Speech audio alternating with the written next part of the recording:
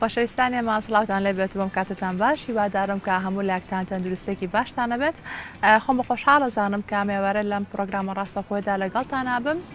هیوادارم تا کۆتای پرۆگرام لەگەڵمانە بمێنە و هەروە تای پرۆگرامەکە بەدڵیەوە بێت و سوودی لێ ببینن خۆشەویستانی ئێمە بۆ میوارەیە میوانەکەم هەم نووسەرە هەم وەرگێڕە کاتاکو ئێستا خاوەنی 20 کتێبە کە هەر کتێبیان لا نووسینی خۆیەتی و هەروە 12 کتێبیشی لە زمانەکانی کۆ وەرگێڕاتە سەر زمانی کوردی کە ئەم نووسەر و وەرگێڕا بێگومان بە بەرهەم و با کتێبی تازەوە لەگەڵمانە ئەبێت کە لە ئێستاە کتێبێکی تازای نووسیوە بە ناونیشانی نەجیب مەحفوظ نووسەرێک لە نێوان ڕۆژهەڵات و ڕۆژاواتە کە بازە نووسەرێکی مەزنی میسریەکەت میوانەکەم کاگەردەڵان عەبدوڵایە کە پێکەوە باز لە کتێبەکان و نووسینەکان و هەروە هەموو ئەو بابەت و بەرهەمانەی کاک ئەردەڵان هەڵی بژاردووە بۆی وەریگێڕێتە سەر زمانی کوردی باز لەوان ناکەین و هەروە بێگومان باز لەم کتێبە نوێیەکەین و بازە ناوەڕەکەشیەکەین کاگەردەڵان بەخێر بێت زۆر سپاس بە ئامادەبوونت زۆر سپاسم پێ خۆشە ناوی هەندێک لە کتێبەکانت جارێکی کە بەبییر بە بیری بینەرانمان بهێنینەوە لەو کتێبانەی کە کاگەردەڵان نووسیوێت یاخود وەریگێڕاتە سەر زمانی کوردی فاشیزم و هەروە جەوهەری مرۆڤ نویستەی ڕازی هۆرامی گەشتێک بەناو کللتوری ژاپۆنیدا تاوانەکەی کۆڵینی و هەروە بێگومان چەندین کتێبیکە کە ماشەڵڵا کاگەردەڵان کتێبەکان زۆرن من ناتوانم ناوی هەمیان بێنم بەڵام بە شێوەیەکی گشتی هەموو ئەو کتێب یاخود هەموو ئەو بابەتانەی کە تۆ هەڵبژاردووە کە وەری بگێڕێت یاخود خۆت لەسەری بنووسی وەکو نووسەرێک بە شێوەیەکی گشتی یانەوەی کە تێبینی ئەەکەیت هەموو ئەو نووسەرانە کە تۆ هەڵبژاردووە نووسەرانەکەن کە لە تەواوی جیهاندایانی ناو ناوبانگێکی باشیانە نووسەرانێکی مەزن و زۆر گرنگیان بە ئەدەب داوە پێم خۆشە پێشەی بێنە سەر باسکردن لەم کتێبە تازای کەمێک باز لە ئەدەب و هەروە گرنگی و کاریگەری ئەدەب بکەین لە تەواوی جیهانە دووبارە سپاس بۆ جەنابەتە دیارە بۆ خۆی ئەدەب بەگشتی هەموو لە هەموو خۆناغێکی مێژوویە گرنگی و کاریگەری هەموو بەسەر کۆمەلگایە من لەو باوەڕایە نیم ێستا قسە و باسێکەیە کە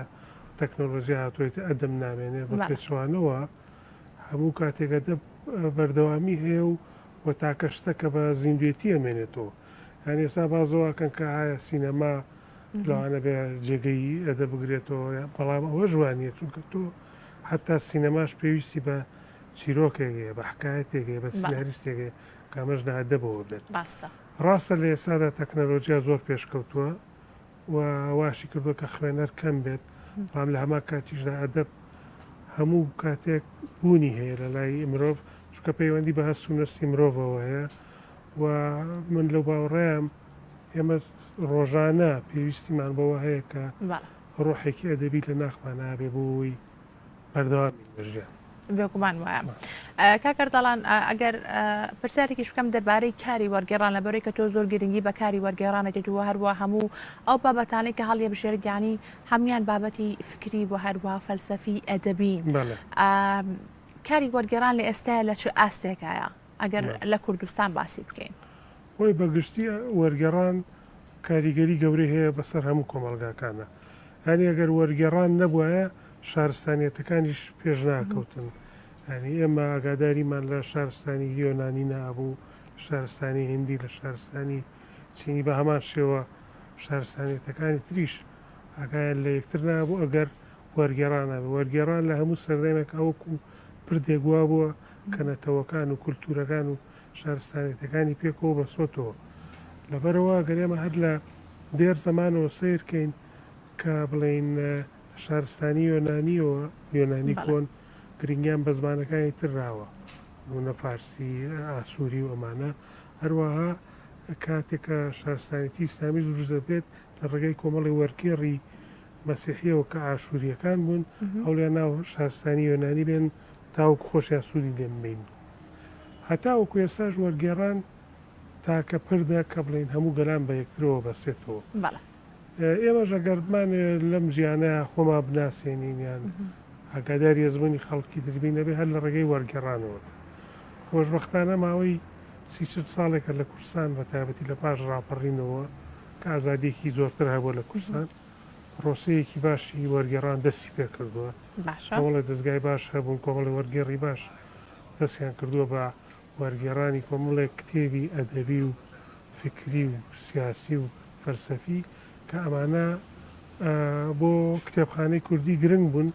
و هەروە بۆ خوێنەری کوردیش بە تایبەتیوانی کە بەستەنها زمانی کوردی ئەزان بۆوانە ئەگەر کاری وەرگێڕان نەبێت زەحمەتە لە ئەزمونونەکانی ژیان و لە جیهانی نوێ شارەزا بن. باشە بەڵام کە کاتێک کاگەرداڵام ببوورە کە کتێبێک ئەخوێنیتەوە کە وەرگێردراوە لە زمانێکی جیهانیەوە بۆ سەر زمانی کوردی.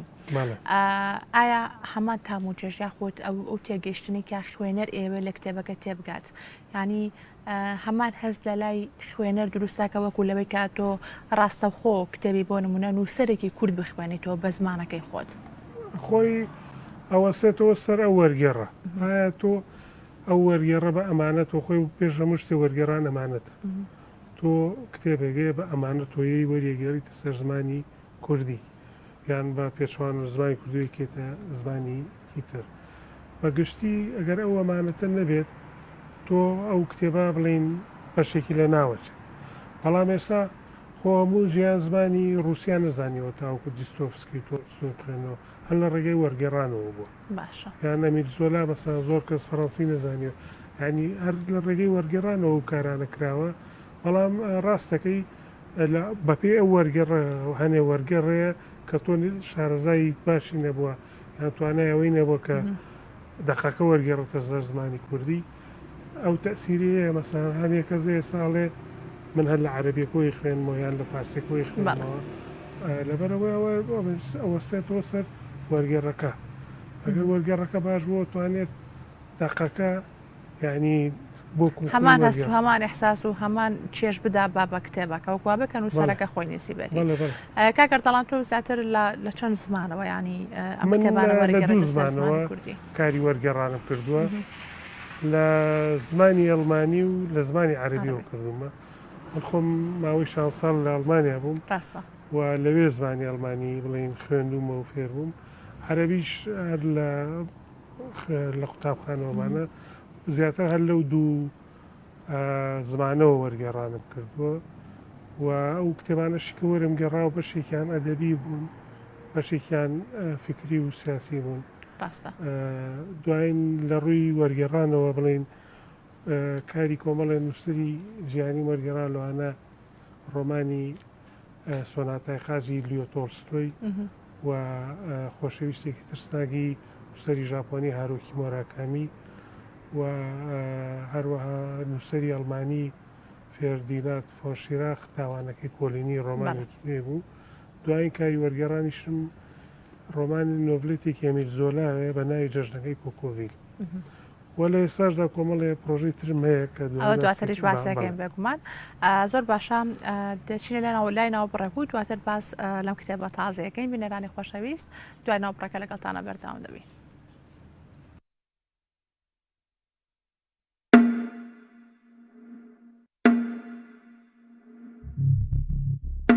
باشتێکی خۆشتان بەو چەرمەوە دیلانی ڕفیقمە دیلان ڕفیقی تۆشە ڕفیقی تۆشە ڕفیقی منیش دیلان کێ؟ ئەمەیە کە خەڵک منی بینی نەمناسێتەوە یعنی شار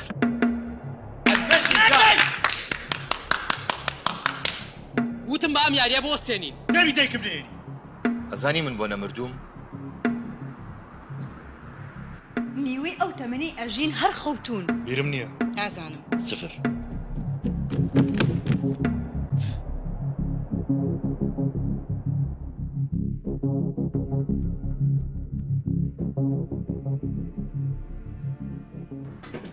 بەڵێ خۆشەویستانێمە لەگەڵتانە بەردەوام دەبین دەگەرمە بە لە میوانەکەم کاکەردەڵان عەبدوڵڵا بۆی پێکەوە گفتوگۆ بکەین دەربارەی ئەم کتێبە نوێی وەکو پێشتر ئاماژەم پێکرد کە بە ناونیشانی نەجیب مەحفوظ نووسەرێک لە نێوان ڕۆژهەڵات و ڕۆژئاوا ئەجا کاکەردەڵان ئەمەوێت هەر سەرەتا لە ناونیشانەکەی دەست پێ بکەم ینی بۆچی ڕاستە کە ئەم نووسەرە نووسەرێکی مەزنی میسریە و هەروەها کۆمەڵێک بەرهەمی لە بواری ئەدەب و هونەریە هەیە کە دواتر بینە سەر باسکردن لە ناوەڕۆکی کتێبەکە بۆچی ناوت لێ ناوان و سەرێک لە نێوان ڕۆژهەڵات و ڕۆژئاوا بەڵێ طبعاً خۆی نەجیب مەحفوظ یەکێکە لە نووسەرە مەزنەکانی میسر و جیهانی عەرەبی ئەو ڕۆڵی سەرەکیە بۆ لە دامەزراندن و دانانی ڕۆمانی نوێ عەرەبی بە شێوازێکی مۆدێرن لەبەرەوە لە ناوە دەبیاتی عەرەبیە بە ئوستازی ڕۆمانی نوێی عەرەبی داهێنێت. بەڵام ئەو ڕاستە باسی کۆمەلگای میسری کردو، هەنی کۆمەلگای میسری باشە ئیتر تا ڕادەیەکی زۆریش پەیوەندی بە ڕۆژەڵاتەوە هەیە کە بڵێن کۆمەلگای میسری و کۆمەلگای ڕۆژهەڵاتی زیاتر لە یەکەوە چن باسی کێشەکانی ناو کۆمەلگای میسری کردووە، مەسەلەی هەژاری، مەسەلەی نایەکسانی، مەسەلەی گەندەڵی، مەسەلەی چەسانەوەی ژنان، مەسەلەی ئیتر خۆشەویستی. بەڵام ئەو نووسەرە بڵێن خۆی وەک شخصی خۆی خاوەنی فکرێکی لیبراڵ و مۆدێرن و هومانیز بووە، هەنی کەسێکی تۆندڕەوی عەرەبی و فاشیزم نەبووە، هەمیشە دژی فکری تۆندڕەوی قەومی و مەسەبی و ئاینی بووە، هەنی کەسێ بووە لەژێر کاریگەری کۆمەڵی نووسەر و ڕووناکبیری هەم مەزنی میسری و عالەمیش بۆ نمونە سەلام موسا کە یەکێکە لە ڕووناکبیرە گەورەکانی مەسر ئەو زۆر کاریگەری پێ بۆ کە خاوەنی فکرێکی پێشکەوتن خواز بووە. هەروەها زۆر ئەو زیاتر هەواداری فکری نوێی ئەوروپی بووە کە بڵێن دوور لە فاشیسم و نەتەوە پەرستی. ئەو من بۆیە ناوم ناد لە نێوان ڕۆژهەڵات و ڕۆژان لەبەرەوەی ئەو ڕاستە نووسەرێکی ڕۆژهەڵاتی بووە، باسی کۆمەڵگای ڕۆژهەڵاتی، بەڵام هاوەنی فکرێکی مۆدێرن بووە و تا ڕادەیەکی زۆر کاریگەر بووە بە فکری نوێی ئەوروپی. لەبەرەوە بڵین ینی هەوڵیداوە لە نێوان ئەو دوو شارستانێتە بێت و بڕات و پەیامی خۆی بگەێنێ. باشە کاکەر دەڵان تاشان خودی خۆت ینی کاریگەری بە بەرهەم و بە هەروەها بە کارەکانی ئەم نووسەرە یاخودا و تاچەند خۆت چۆناڵی بە دوواداچوونت بۆ کردووە گوتمان کە نووسەرێکی مەزنی میسریەوە هەروە چەندین کاری هەیە لە بواری هوەری بۆ هەروە دراما لە بواری بۆنمە درامای تەلەڤیزیۆنی لە بواری شانۆ لە بواری چیرۆک لە بواری ڕۆمان. من کاریگەری زۆری هەبوو بەسەرەوە بە تایبەتی لە قۆناغی خوێندنی زانکۆمانە و کاتە لە ڕێگەی کۆمەڵی برادرەوە بڵین ڕۆمانەکانیان هەبوو چونکە لە سەرەتای نەوەتەکانە کەمتر کتێبە بوو ئەو کاتانش کتێبەکانەمووی بە زمانی عەرەبی بوو. بەڕاستی من کۆمەڵی ڕۆمانیە بوو زۆر کاری تێکردم لەوانە و ڕۆمانە سێبەشەکەی بین القەسرین و سوکەریە و قەسرە شەوق کە ئەو خاوەنی شێوازێکی تایبەتە هەم لە نووسین کە خوێنە ڕاکێشێ بۆ خۆی و هەم لە ڕووی دنیابینی شە و دنیابینی زۆر بە زمانێکی سادە و ساکاری زمانێکی سادە و ساکارە نووسێکەوە کە هەموو کەس ینی بتوانێت ڕۆمانەکانی بخوێنێتەوە. من بەشێکی زۆری ڕۆمانەکانی خوێنێتەوە چیرۆکانی خوێنێتەوە لەم کتێبەشە خوێندنەوەم بۆ 12 ڕۆمانی کردووە ینی 12 ڕۆمانی کە ئەم نووسەرە نووسیوێتی جگە لەوەش کە من بەشێکی زۆری ئەو کتێبانەشم خوێنێتەوە یانە و راپۆرتانە خوێنەوە کە لەسەر ژیانی خۆی سەر شێوازی خۆی ینی یەکەمین نووسەری یان ڕۆمانوس کە زۆر معجیبی و بێتم لە سەردەمی لاوێتیمە ئەم نووسەرە بووە بۆ ماوەی 25 ساڵێکە بە بەردەوامی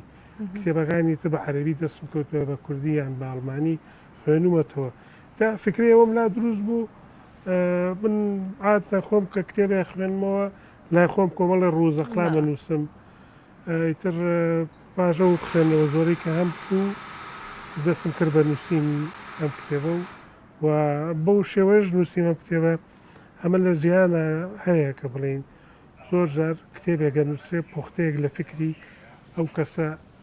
باسەکرێ بۆەوەی زیاتر خوێنەر ئاشنایی پێبێت لە ڕێگەی ئەم کتێبەوە زیاتر عالەمی نەجیب مەحفوظ نازێت چونکە نەجیب مەحفوظ کۆمەڵێ بەرهەمی زۆری هەیە کە هەم لە هەموو بوارەکانەوە وەکو جەنابی شاماژە پێێت ئەم کتێبەش وەکو بڵین بەرچاوڕوونیەکە بۆ خوێنەر و بۆ وەک تیشکێکی بچووکە لە سەرژیانی و کەسەیە زۆر باشە ئەتەنا بۆ نمونە بەرهەمەکان یاخود کتێبەکانی نەجیب مەحفوظ بە شێوەیەکی گشتی تەنها بە زمانی عەرەبی یاخود وەرگێڕاوەتە سەر زمانەکانی کەژ یاخود نووسینەکان و یاخود کاریگەری بیرروڕا و کارە هونەرەکانی ئەم نووسەرە ئیتر بڵاو بۆ تۆ بە تەواوی جیهانە یاخود تەنها هەر لە ناو کۆمەڵگەی ڕۆژهەڵاتە زیاتر. من حەزەکەم ئاماژە بۆش بڵێم نەجیب مەحفوظ یەکەمین نووسەری عەرەب بووە بە شەرقی یەکەمین نووسەری ڕۆژهەڵاتی ناوەڕاست بووە کە ساڵی 1970 خەڵاتی نۆبڵی وەرگرت. لە هەفتاکانەوە ڕۆمانەکانی و نۆڤلێتەکانی کراوە بە زمانە ئەوروپیەکان سەرەتا بە فەڕەنسی و انگلیزی دوایی بە ئەڵبانی بە ڕووسی بە ئیتاڵی ینی یەکەم بڵین ئەتوام لە یەکەمین نووسری عەرەب بووە کە بەو شێوەیە بە هەموو زمانەکانی جیهان بڵین بڵاو بووەتەوە زۆر نووسری جیهانیش تەسیر بوون کاریگەر بوون لە بە شێوازی نووسینی و بەرەمەگای بۆ نمونە نووسری ناسراوی بەرازیلی پاولۆ کۆیلۆ کە زۆر زۆر معجب بۆ پێیوە کاتێک سەردانی کرد سەردانی شخصی کرد ماوەیەکی زۆر لەگەڵیا بوو لە چەند شوێنێک باسی کردووە کە کاریگەری گەورەی نەجیب مەحفوظی بەسەرەوە بووە چونکە ئەو شێوازی تایبەتی هەبوو لە نووسین و ئەو شێوازی تایبەتەش بڵێ زۆر نووسری تریش هەوڵیان داوە کە ئەو شێوازەی و بەکاربێنن و پێشکەون بێ باشە کاگەر دەڵان گرنگی ئەم کتێبە ینی بۆ خوێنەری کورد چیە یاخۆ تا چەند گرنگە ئێمە ئاشنایەتێکمان هەبێت یاخۆ زانیاریمان هەبێت لەسەر ئەدەبی عەرەبی لە وڵاتانی عەرەبی کە بگومان ئەوانش ئەدەبێکی جوان و هەروەها گەنجینێکی دەوڵەمەندیان هەیە لە ئەدەبیات و هەروەها لە نووسین و لاتەواوی بەرهەمەکانی کە تا چەند گرنگە کام کتێبە خوێنەری کورد گرنگی پێ بدەدا خودت گرنگی نەک بە نووسەرە بەتەواوی نووسەرە عەرەبیەکان کاوانەی کە نووسینێکی چۆنەڵی نووسەرێکی دیارن یان کار و بەرهەمەکانیان جێپەنجەی خۆی بەجێهێشتووە خۆی بەگشتی ئەزمموی وڵاتان بۆ ئێمە گرنگە جا لە ڕووی ئەدەبەوە بێیان فکرەوە بێیان فەلسەفەوە بێ خۆشبەختانە ئێستا ماوەی چەند ساڵێکە دەستکراوە بە وەرگێڕانی کۆمەڵێک کار و بەرهەمەکانی نەجیب مەحفوظ و هەروەها دەستیش کراوە بە وەرگێڕانی کۆمەڵێک کار و بەرهەمی نووسری عەرەبی عێراقی کە بەڕاستی ئێمە خاستن خوێنەری ئێستای ئێمە کوردستان بەشێکی زۆریان بڵین عەرەبی نازان لە ڕێگەی ئەو وەرگێڕانانەوە بڵین کاراسانیە چونکە تۆ ئەگەر لە ڕێگەی هەیە بەسە بەس کوردی ئەزانێت ئەمە لەلایەک کەشەوە باشە ئێستا کۆمەڵی دەستگاش هەوڵیان ناوە کە بەشێکی زۆری کتێبەکانی نەجیب مەحفوظ بکرێ بە کوردی چونکە ئەو ئەزمونە بەڕاستی بۆ ئێمە ئەزمونێکی زۆر باشیشە و خەڵکیشی سوادەی لێکات تایبەتی نووسران و ئەدیبان و ئەم کتێبێ منیش ڕاستیەکەی زیاتر بەس بۆ بەس بۆ ناسین بۆ ناسینی ئەم نووسرە عەرەبە و هیوادارم لە داهاتووشدا خۆم بتوانم نۆڤلێتێکی بکەم بە کوردی تا بەردەوامە بێت لەسەر نووسینی خود وەرگێڕانی بەرهەمەکانی ئەم نووسەرە و لە ڕووی وەرگێڕانەوە هەوڵەیەم بڵین تێسا لە مێشکمایە وە کاریشی بۆکەم لە داهاتوودا بڵین نۆڤلێتێکی وەرگێڕ زۆر باشە کاگەر دەڵان بەدەر لەم کتێبەی کە باسمان کرد کە ئەم کتێبە پێکمان وابزانم ئەگەر هەڵانە پێش 2 مانگێک کتێبە بڵاو بووەتەوە ئەم کتێبە پێش 2 مانگ لەلایەن ناوەندی سارا سوپاسیانەکەم کاوان نەرکی چاپکردن و بڵاوکردنەوەیان گرتۆتە ئەستۆ ئەمە چاپی یەکەمیەتی و بە حکمی ئەم کەرەنتینە شتە